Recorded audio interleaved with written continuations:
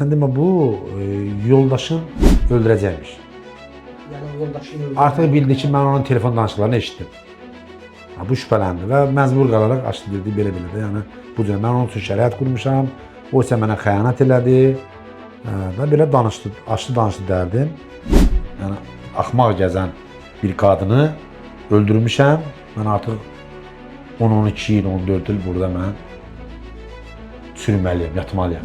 Sənin qardaşın oğlu avtoqəzada ölməyib, onu binadan atıblar.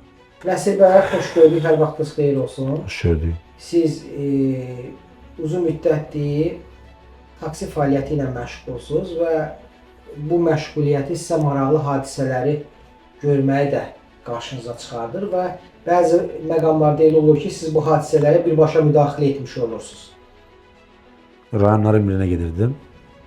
Gördüm bir cavan oğlan əlində sumka, nəsə belə əl-haydə deyə belə. Elə bir tələsir, getmək üçün tələsir. Buna yaxınlaşdım, soruşdum, qardaş, hara? O üçün ünvanı dedi. Eyni ünvana mən də gedirdim.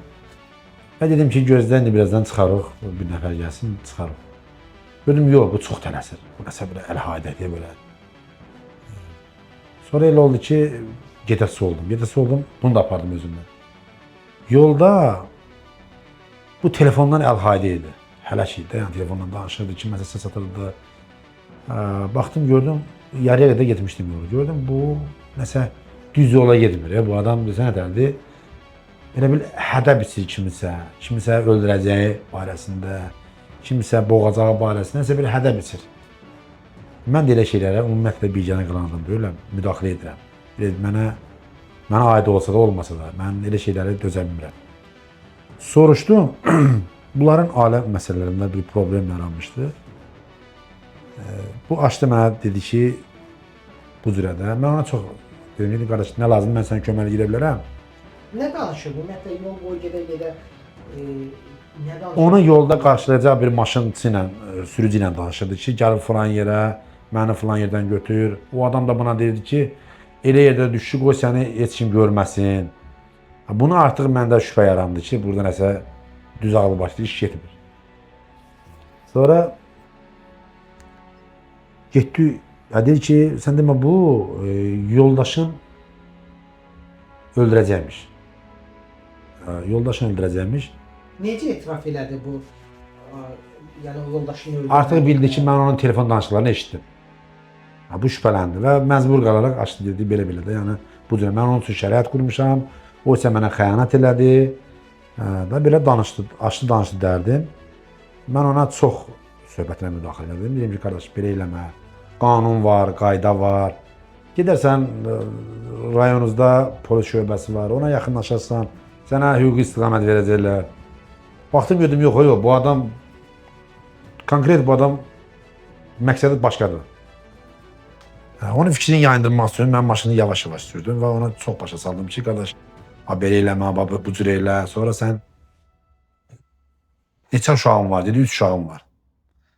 Dedim, baxma da, cinayət törədilsən, tutulacaqsan. Valideynlərin soruşmuşdum da, yaşlı adam idilər. Onlar sənə əziyyət çəkəcəklər səndən ötürü. Yəni burada söhbət insan təbii ki, ölümdən gedir. Mən bunu birtəhər yayındırdım. Sonra bunu qarşılayacaq bir maşınçı yox idi. Ona rastlaşdım. Bu mənə deyir ki, maşından biraz uzaq saxla. Yəni uzaqda deyən, mən özüm düşüb gedim, deyim, narahat olma, mən apararam səni. Apardım və o sürücü düşüb bununla görüşəndə mən maşının da şəklini çəkdim, sürücünün də şəklini çəkdim. Bu dedi, mənim şəklimi niyə çəkirsən?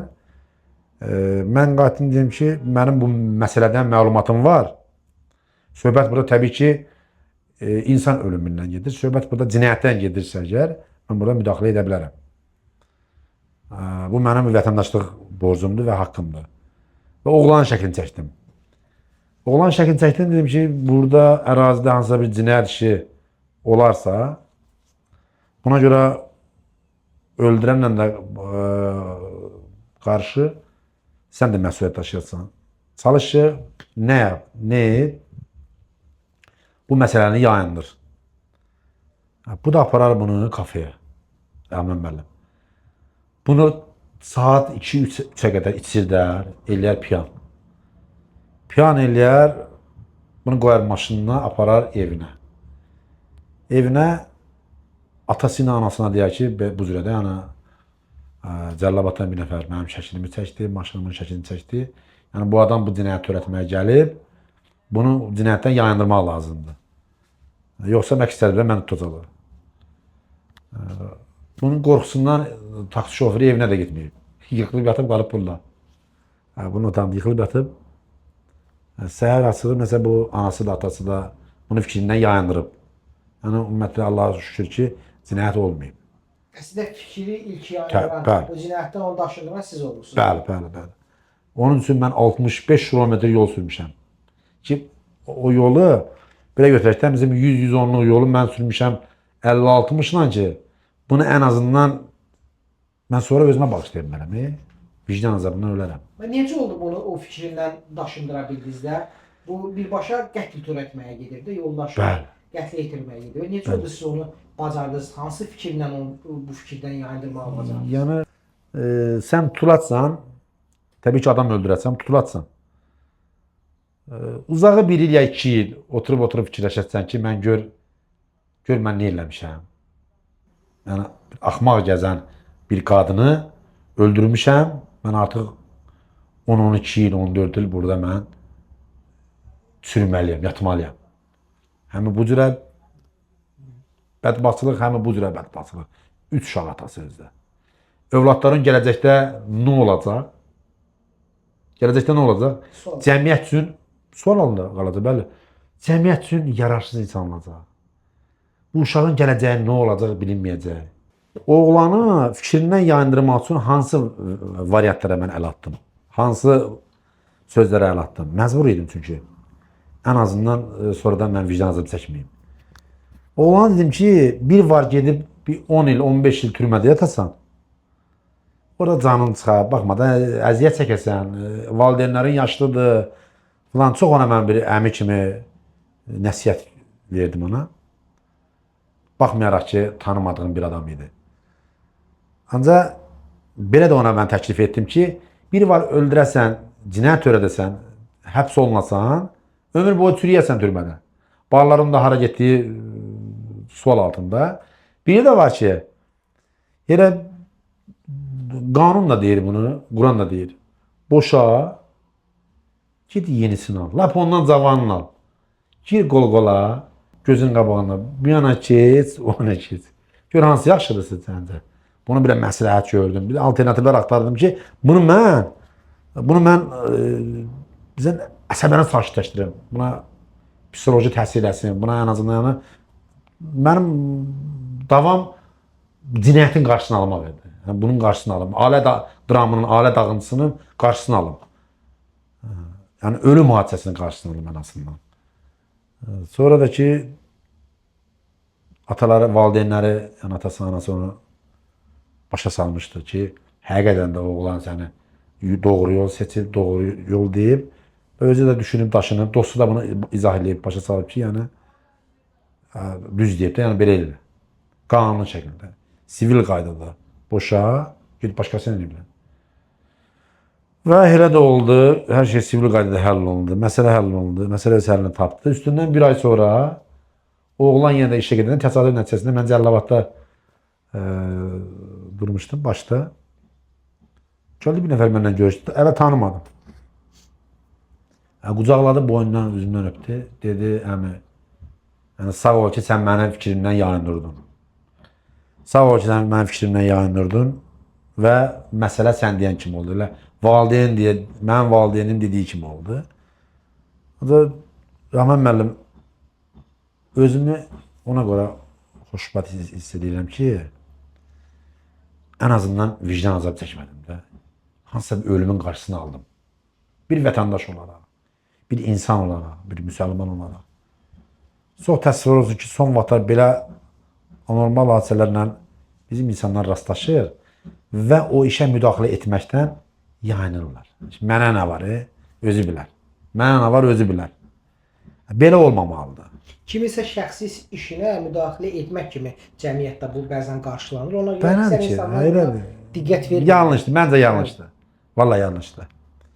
Baxır harda? Əgər orada cinayət olacaqsa, orada ölüm olacaqsa və ya digər cinayət tərkibli bir şey olacaqsa, əlbəttə ki, mən məsləhət görərdim ki, hər bir vətəndaş belə halları görəndə müdaxilə etsin. Qoy elə ondan incisinlər, eyb yoxdur. Ancaq müdaxilə etsin. Bir hal ki, bunu mənfiyə aparacaqsa, əgər bunu, bayaq dedim, bunu aparıb bir cinayətə dirəyəcəksə, onun hər bir vətəndaş məsləhət görərdim ki, qarşısını alsın. Günlərin bir günü bir hüzur məclisindəydik. Deyirəm ki, mərhumu dəfn eləməklə bağlı buna məşğul idik. Bu avtoqəza olmuşdu Bakıda. Deyirəm ki, avtoqəza nəticəsində bir nəfər həyatını itirmişdi, biri də yaralanmışdı. Onun hüzurda, yəni ki, onun məclisində kimsə qadim ölənin elə bir ki, əmsinə deyib ki, sənin qardaşın oğlu avtoqəzada ölməyib, onu binadan atıblar. Binadan atıb öldürüblər, qəsdən. İndi bunların da kimləsə arası yox imiş də, belə bir şey olur, insan cəmiyyətin arasında olur da. Qızıqdırmaq üçün özünün ona söz deməyə, duxu çatmır adam var, gözünün sözünü deyə bilmir, başqa əllə vurdurmaq istəyir də, ona belə bir şeylər, anormal hadisələr olur. Bu da əmisi də ki, rəhmətliyin əmisi götürdü qoşalləni, gedirəm o adamı öldürməyə. Həmin adam rəhmətə gedib, hal-hazırda yəni çoxdan da rəhmətə gedib, ölüb. Gedirəm öldürməyə. O mənim qardaşım oğlunu öldürüb, binadan atıb. Mən buna çox müdaxilə elədim. Ki, ay qardaş, dayan bu örgənə görə nədir? Dedi, yox, mən belə eşitmişəm. Nəsə, dedim, bir dəqiqə mənə imkan ver. Qoy mən soruşum. Onda zəng elədim, 102 xidmətindən soruşdum. Zəng elədim. Dedim, məsələni bu hüquqi çərçivədə həll eləyək. Gözdə bir səbir rol, sən qalaşına işin yoxdur. Nə yaxşı ki, mən o addımı attım. Nə yaxşı ki, Allahıma müşkür ki, o addımı attım.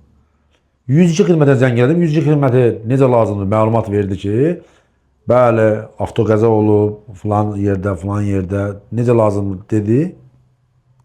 Bu eşitdi, öz qulaqlarını eşitdi ki, həqiqdə avtoqəza nəqli hadisəsində baş verib, həmən vaxtı rəhmətə gedib. Yəni, burada başqa şey olmayıb.